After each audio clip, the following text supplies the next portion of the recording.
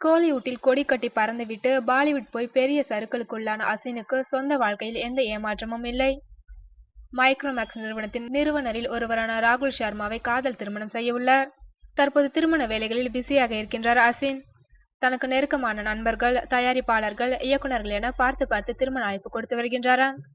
பாலிவுட்டே இந்த திருமணத்துக்கு தயாராகி வருகின்றது.